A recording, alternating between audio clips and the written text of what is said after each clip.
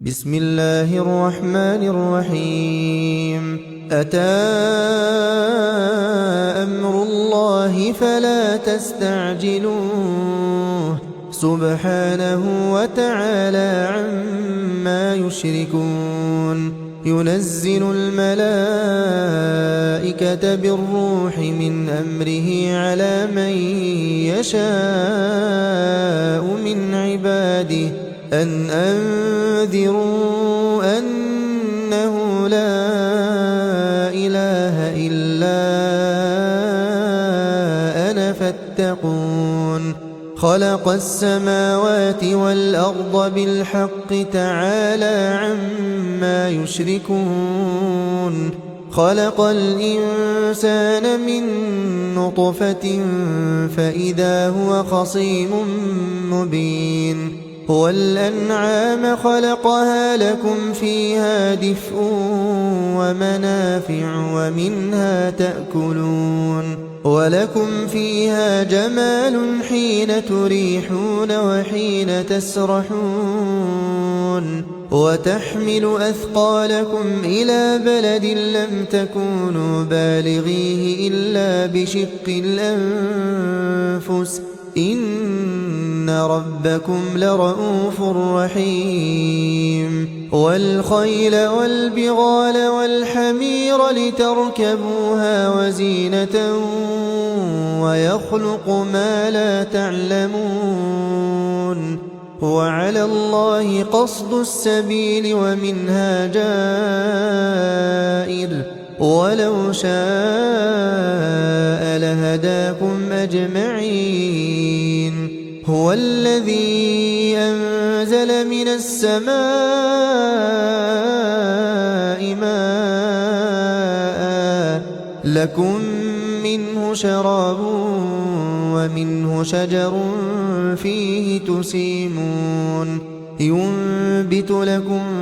به الزرع والزيتون والنخيل والأعناب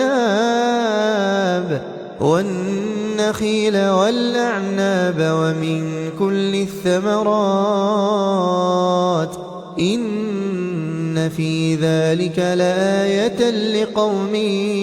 يتفكرون. وسخر لكم الليل والنهار والشمس والقمر والنجوم مسخرات بأمره إن في ذلك لآيات لقوم يعقلون. وما ذرأ لكم في الأرض مختلفا ألوانه إن في ذلك لآية لقوم يذكرون. وهو الذي سخر البحر لتأكلوا منه لحما طريا وتستخرجوا منه حلية تلبسونها وترى الفلك مواخر فيه ولتبتغوا من فضله ولعلكم تشكرون. وألقى في الأرض رواسي أن تميد بكم وأنهارا وسبلا لعلكم تهتدون. وعلامات وبالنجم هم يهتدون. أفمن يخلق كمن لا يخلق أفلا تذكرون. وإن تعدوا نعمة الله لا تحصوها إن الله لغفور رحيم. والله يعلم ما تسرون وما تعلنون. والذين يدعون من دون الله لا يخلقون شيئا وهم يخلقون. أموات غير أحياء وما يشعرون أيان يبعثون. إلهكم إله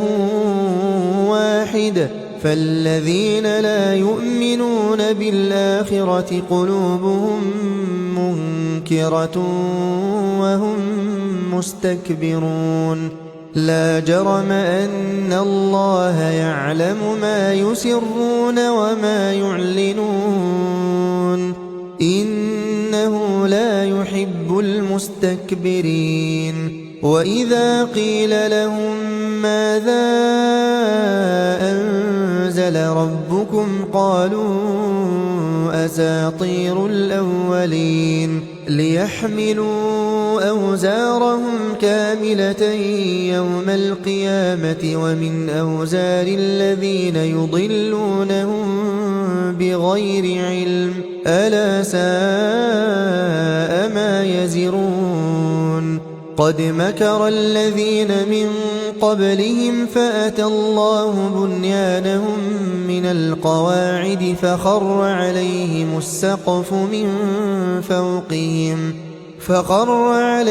السقف من فوقهم وأتاهم العذاب من حيث لا يشعرون ثم يوم القيامة يخزيهم ويقول أين شركائي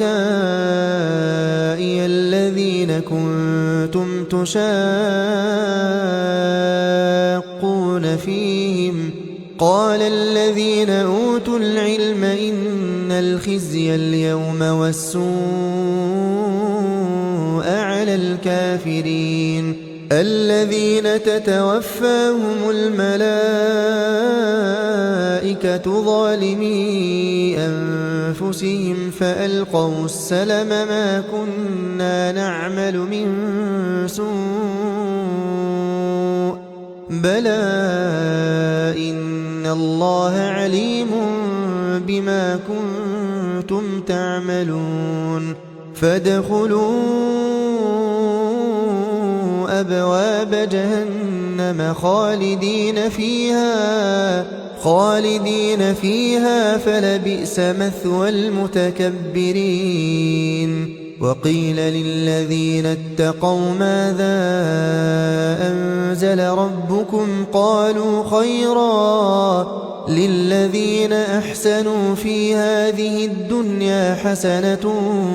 ولدار الآخرة خير ولنعم دار المتقين جنات عدن يدخلونها تجري من تحتها الأنهار لهم فيها ما يشاءون كذلك يجزي الله المتقين الذين تتوفاهم الملائكة طيبين يقولون سلام عليكم ادخلوا الجنة بما كنتم تعملون هل ينظرون إلا أن تأتيهم الملائكة أو يأتي أمر ربك كذلك فعل الذين من قبلهم وما ظلمهم الله ولكن كانوا أنفسهم يظلمون فأصابهم سيئات ما عملوا وحاق بهم ما كانوا به يستهزئون وقال الذين أشركوا لو شاء الله ما عبدنا من دونه من شيء نحن ولا آباؤنا ولا حرمنا من دونه من شيء كذلك فعل الذين من قبلهم فهل على الرسل إلا البلاغ المبين ولقد بعثنا في كل أمة رسولا أن اعبدوا الله واجتنبوا الطاغوت فمنهم من هدى الله ومنهم من حقت عليه الضلالة فسيروا في الأرض فانظروا فانظروا كيف كان عاقبة المكذبين إن تحرص على هداهم فإن الله لا يهدي من يضل وما لهم من ناصرين وأقسموا بالله جهد أيمانهم لا يبعث الله من يموت بلى وعدا عليه حقا ولكن أكثر الناس لا يعلمون ليبين لهم الذي يختلفون فيه وليعلم الذين كفروا أنهم كانوا كاذبين إنما قولنا لشيء إذا أردناه أن نقول له كن فيكون والذين هاجروا في الله من بعد ما ظلموا لنبوئنهم في الدنيا حسنة ولأجر الآخرة أكبر لو كانوا يعلمون الذين صبروا وعلى ربهم يتوكلون وما أرسلنا من قبلك إلا رجالا نوحي إليهم فاسألوا أهل الذكر إن كنتم لا تعلمون بالبينات والزبر وأنزلنا إليك الذكر لتبين للناس ما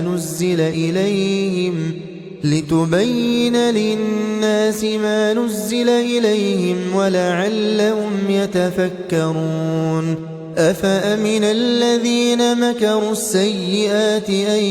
يخسف الله بهم الأرض أو يأتيهم العذاب من حيث لا يشعرون أو يأخذهم في تقلبهم فما هم بمعجزين أو يأخذهم على تخوف فإن ربكم لرؤوف رحيم أولم يروا إلى ما خلق الله من شيء يتفيأ ظلاله عن اليمين والشمائل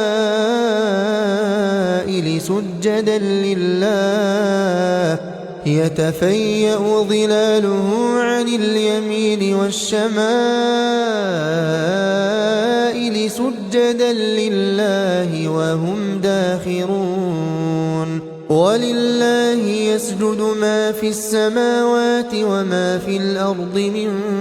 دابة والملائكة وهم لا يستكبرون يخافون ربهم من فوقهم ويفعلون ما يؤمرون وقال الله لا تتخذوا إلهين اثنين إنما هو إله واحد فإياي فارهبون وله ما في السماوات والأرض وله الدين واصبا أفغير الله تتقون وما بكم من نعمة فمن الله ثم إذا مسكم الضر فإليه تجأرون ثم إذا كشف الضر عنكم إذا فريق منكم بربهم يشركون ليكفروا بما آتيناهم فتمتعوا فسوف تعلمون ويجعلون لما لا يعلمون نصيبا مما رزقناهم تالله لتسألن عما كنتم تفترون ويجعلون لله البنات سبحانه ولهم ما يشتهون وإذا بشر أحدهم بالأنثى ظل وجهه مسودا وهو كظيم يتوارى من القوم من سوء ما بشر به أيمسكه على هون أم يدسه في التراب ألا ساء ما يحكمون للذين لا يؤمنون بالآخرة مثل السوء ولله المثل الأعلى وهو العزيز الحكيم ولو يؤاخذ الله الناس بظلمهم ما ترك عليها من دابة ولكن يؤخرهم إلى أجل مسمى فإذا جاء أجلهم لا يستأخرون ساعة ولا يستقدمون ويجعلون لله ما يكرهون وتصف ألسنتهم الكذب أن لهم الحسنى لا جرم أن لهم النار وأنهم مفرطون تالله لقد أرسلنا إلى من قبلك فزين لهم الشيطان أعمالهم فهو وليهم اليوم ولهم عذاب أليم وما أنزلنا عليك الكتاب إلا لتبين لهم الذي اختلفوا فيه وهدى ورحمة لقوم يؤمنون والله أنزل من السماء ماء فأحيا به الأرض بعد موتها إن في ذلك لآية لقوم يسمعون وإن لكم في الأنعام لعبرة نسقيكم مما في بطونه من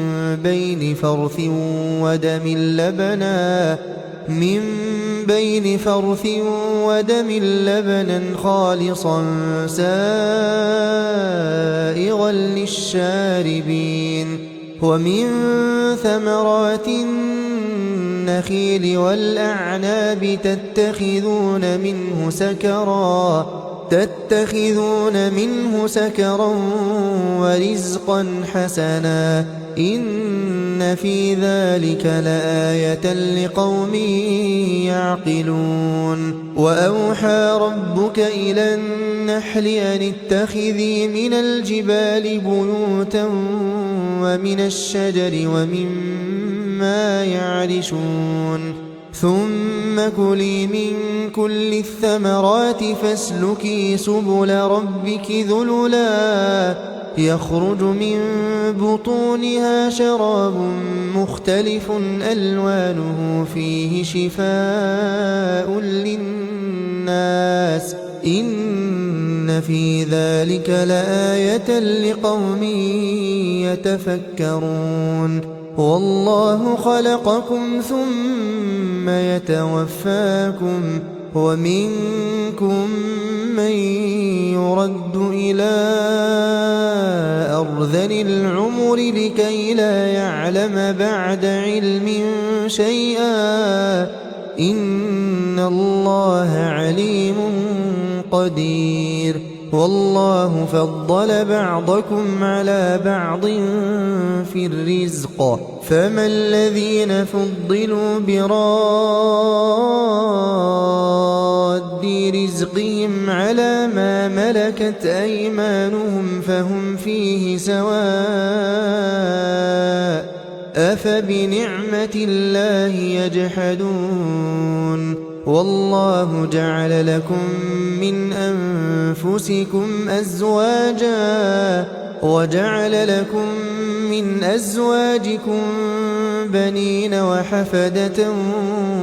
ورزقكم من الطيبات أفبالباطل يؤمنون وبنعمة الله هم يكفرون ويعبدون من دون الله ما لا يملك لهم رزقا من السماوات والأرض شيئا ولا يستطيعون فلا تضربوا لله الأمثال إن الله يعلم وأنتم لا تعلمون ضرب الله مثلا عبدا مملوكا لا يقدر على شيء ومن رزقناه منا رزقا حسنا فهو ينفق منه سرا وجهرا هل يستوون الحمد لله بل أكثرهم لا يعلمون وضرب الله مثلا رجلين أحدهما أبكم لا يقدر على شيء وهو كل على مولاه أينما يوجهه لا يأت بخير هل يستوي هو ومن يأمر بالعدل وهو على صراط مستقيم ولله غيب السماوات والأرض وما أمر الساعة إلا كلمح البصر أو هو أقرب إن الله على كل شيء قدير والله أخرجكم من بطون أمهاتكم لا تعلمون شيئا وجعل لكم السمع والأبصار والأفئدة لعلكم تشكرون ألم يروا إلى الطير مسخرات في جو السماء ما يمسكهن إلا الله إن في ذلك لآيات لقوم يؤمنون والله جعل لكم من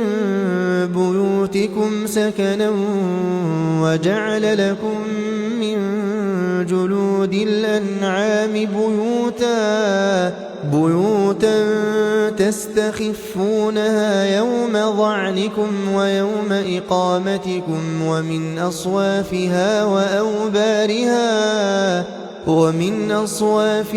وأوبارها وأشعارها أثاثا ومتاعا إلى حين والله جعل لكم مما خلق ظلالا وجعل لكم من الجبال أكنانا وجعل لكم سرابيل تقيكم الحر وسرابيل تقيكم بأسكم كذلك يتم نعمته عليكم لعلكم تسلمون فإن تولوا فإنما عليك البلاغ المبين يعرفون نعمة الله ثم ينكرونها وأكثرهم الكافرون ويوم نبعث من كل أمة شهيدا ثم لا يؤذن للذين كفروا ولا هم يستعتبون وإذا رأى الذين ظلموا العذاب فلا يخفف عنهم ولا هم ينظرون وإذا رأى الذين أشركوا شركاءهم قالوا ربنا هؤلاء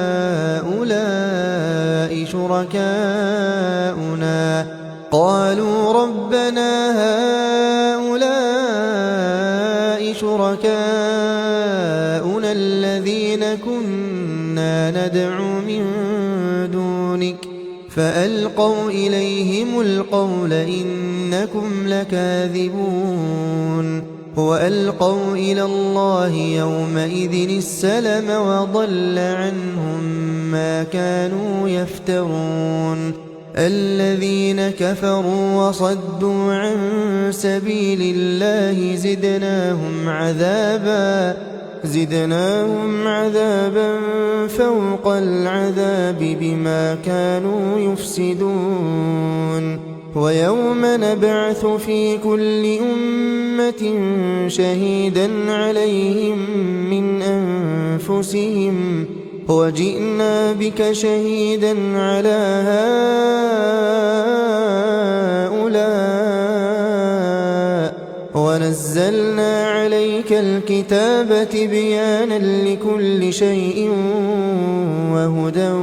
ورحمة وبشرى للمسلمين إن الله يأمر بالعدل والإحسان وإيتاء ذي القربى وينهى عن الفحشاء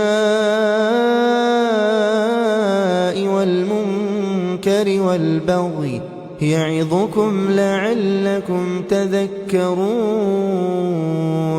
وأوفوا بعهد الله إذا عاهدتم ولا تنقضوا الأيمان بعد توكيدها وقد جعلتم الله عليكم كفيلا إن الله يعلم ما تفعلون ولا تكونوا كالتي نقضت غزلها من بعد قوة أنكاثا تتخذون أيمانكم دخلا بينكم أن تكون أمة هي أربى من أمة إنما يبلوكم الله به وليبينن لكم يوم القيامة ما كنتم فيه تختلفون ولو شاء الله لجعلكم أمة واحدة ولكن يضل من يشاء ويهدي من يشاء ولتسألن عما كنتم تعملون ولا تتخذوا أيمانكم دخلا بينكم فتزل قدم بعد ثبوتها وتذوقوا السوء بما صددتم عن سبيل الله ولكم عذاب عظيم ولا تشتروا بعهد الله ثمنا قليلا إنما عند الله هو خير لكم إن كنتم تعلمون ما عندكم ينفد وما عند الله باق ولنجزين الذين صبروا أجرهم بأحسن ما كانوا يعملون من عمل صالحا من ذكر أو أنثى وهو مؤمن فلنحيينه حياة طيبة ولنجزينهم أجرهم بأحسن ما كانوا يعملون فإذا قرأت القرآن فاستعذ بالله من الشيطان الرجيم إنه ليس له سلطان على الذين آمنوا وعلى ربهم يتوكلون إنما سلطانه على الذين يتولونه والذين هم به مشركون وإذا بدلنا آية مكان آية والله أعلم بما ينزل قالوا إنما أنت مفتر بل أكثرهم لا يعلمون قل نزله روح القدس من ربك بالحق ليثبت الذين آمنوا وهدى وبشرى للمسلمين ولقد نعلم أنهم يقولون إنما يعلمه بشر لسان الذي يلحدون إليه أعجمي وهذا لسان عربي مبين إن الذين لا يؤمنون بآيات الله لا يهديهم الله ولهم عذاب أليم إنما يفتري الكذب الذين لا يؤمنون بآيات الله وأولئك هم الكاذبون من كفر بالله من بعد إيمانه إلا من أكره وقلبه مطمئن بالإيمان ولكن من شرح بالكفر صدرا فعليهم غضب من الله ولهم عذاب عظيم ذلك بأنه مستحب الحياة الدنيا على الآخرة وأن الله لا يهدي القوم الكافرين أولئك الذين طبع الله على قلوبهم وسمعهم وأبصارهم وأولئك هم الغافلون لا جرم أنهم في الآخرة هم الخاسرون ثم إن ربك للذين هاجروا من بعد ما فتنوا ثم جاهدوا وصبروا إن ربك من بعدها لغفور رحيم يوم تأتي كل نفس تجادل عن نفسها وتوفى كل نفس ما عملت وهم لا يظلمون وضرب الله مثلا قرية كانت آمنة مطمئنة يأتيها رزقها رغدا من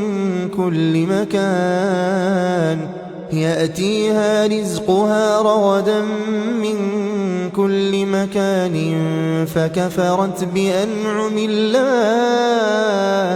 فكفرت بأنعم الله فأذاقها الله لباس الجوع والخوف بما كانوا يصنعون ولقد جاءهم رسول منهم فكذبوه فأخذهم العذاب وهم ظالمون فكلوا مما رزقكم الله حلالا طيبا واشكروا نعمة الله إن كنتم إياه تعبدون إنما حرم عليكم الميتة والدم ولحم الخنزير وما أهل لغير الله به فمن اضطر غير باغ ولا عاد فإن الله غفور رحيم ولا تقولوا لما تصف ألسنتكم الكذب هذا حلال وهذا حرام لتفتروا على الله الكذب إن الذين يفترون على الله الكذب لا يفلحون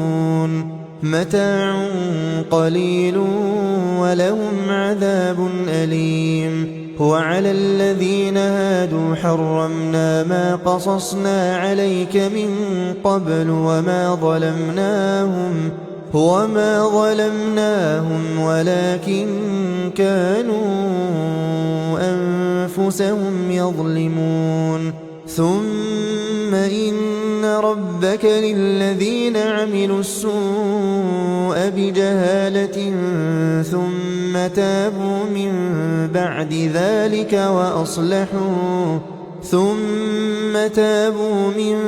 بعد ذلك وأصلحوا إن ربك من بعدها لغفور رحيم إن إبراهيم كان أمة قانتا لله حنيفا ولم يك من المشركين شاكرا لأنعمه اجتباه وهداه إلى صراط